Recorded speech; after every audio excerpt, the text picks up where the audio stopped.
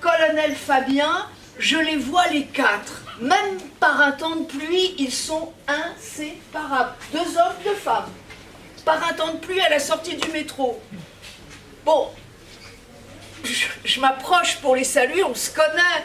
On se salue habituellement vers le nord de l'arrondissement. Je me dis, qu'est-ce qu'ils font là? On les a pas invités aujourd'hui. De Vive-en-Vive Du 10e une traversée.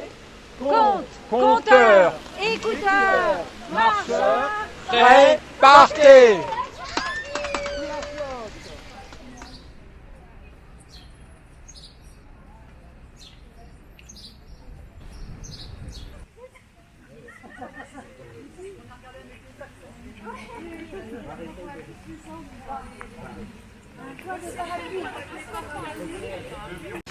Et quand on dit dans ce sens-là, côté numéro impair, il y a historiquement un réparateur de clés qui fait aussi cordonnier, qui travaille sur les chaussures.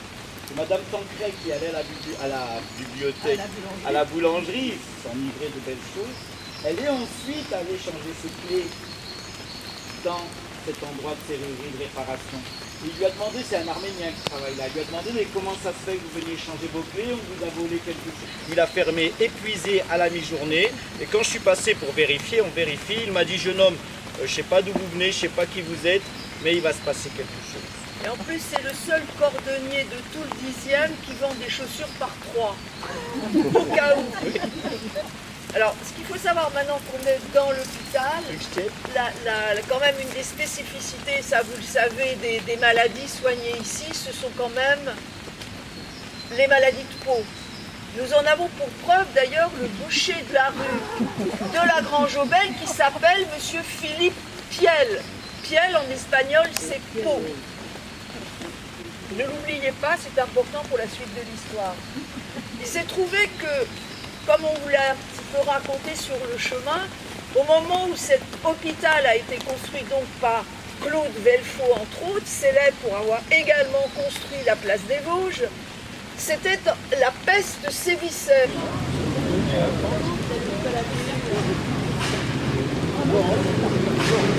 Ça va?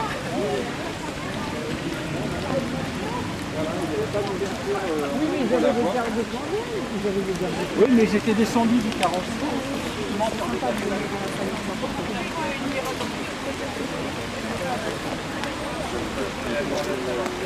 On a une belle liste. Il peut, hein, c'est comme ça, faut s'adapter.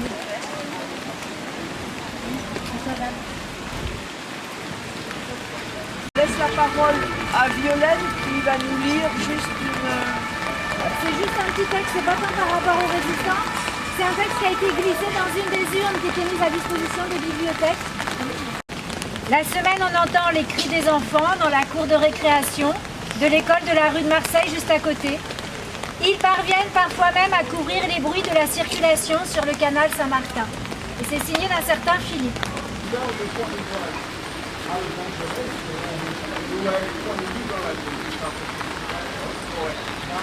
Cette pauvre dame, elle monte à pied et son mari qui est tout fluet, tout maigre, il monte avec l'ascenseur. En vérité, c'est une honte, c'est une grande honte. Donc lui, il monte à pied et sa femme, en ascenseur, elle arrive ici, le même nombre de gens, des usagers fidèles de ce lieu de culture. L'ascenseur s'ouvre et on voit cette dame sortir. Et les gens dans la bibliothèque laissent le livre de côté et disent « Regardez-moi ça quand même ». Cette dame qui a bien profité des jouissances de la vie, elle monte en ascenseur, par l'ascenseur comme ça, et puis elle laisse son mari tout fluet, tout maigre, monter comme ça l'escalier. En vérité, je vous le dis, c'est une honte. C'est une grande honte. Alors l'homme dit à sa femme, t'as entendu, ben demain on va revenir. Et le lendemain, qu'est-ce qu'ils font, ces deux amoureux qu'ils étaient? Ils montent tous les deux avec l'ascenseur. C'est une honte. C'est une grande honte. Et évidemment, à force de prendre des coups de fourchette et des coups de fourchette des bons petits plats, il avait pris pas mal d'embonpoint. Et voilà qu'il fréquentait toujours cette bibliothèque du quartier du 10e arrondissement. Alors un jour, elle en a eu assez et elle lui a dit tu choses du combien? Il la regarde. Tu sais bien du combien tu m'achètes. Oui, mais regarde tes pieds. Et là, il l'a regardé, il a compris. Il a vu qu'il ne pouvait plus apercevoir ses... Parce qu'entre ses pieds et ses yeux, il y avait un ventre énorme, gigantesque. C'est une honte, c'est une grande honte. Hector Berlioz, oui, on va se rendre tout à l'heure dans le fameux conservatoire Hector Berlioz. Et comme le temps nous est un peu compté, Berlioz, ça vous dit quoi? Enfin, quand on évoque Berlioz... Symphonie fantastique. Oui.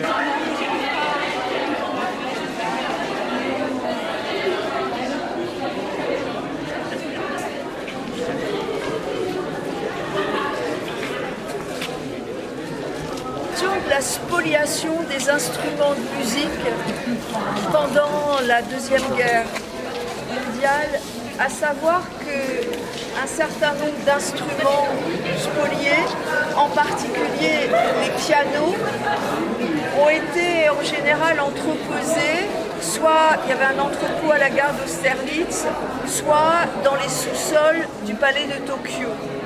Mais concernant la spoliation des pianos, il y en a eu quelques-uns que j'évoquerai à propos de l'immeuble Lévitan, qui va être le cœur de mon sujet. Mais quand j'ai cherché un petit peu l'historique des instruments spoliés, et des pianos en particulier, c'est d'une part parce que ma grand-mère était prix de conservatoire de piano.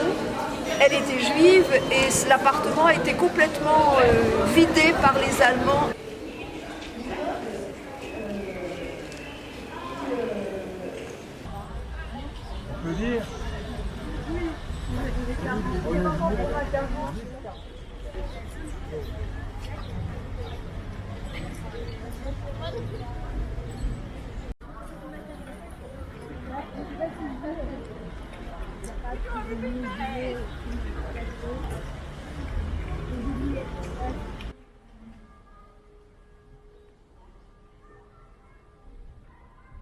Des 3 bibliothèques sans qui le projet n'aurait jamais vu le jour, hein, par leur énergie, leur compétence et leur sens de l'accueil. Ouais, vraiment bravo. Et on vous applaudit.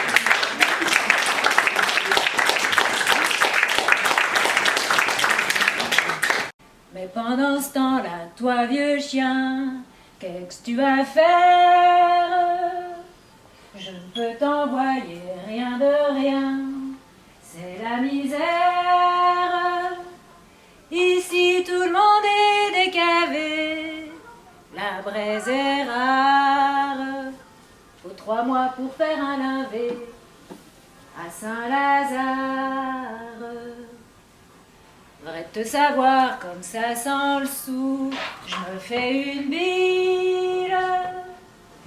T'es capable de faire un sale coup, je suis pas tranquille. Si tu te faisais coffrer un soir dans une bagarre, y a plus personne qui viendrait me voir à Saint-Lazare.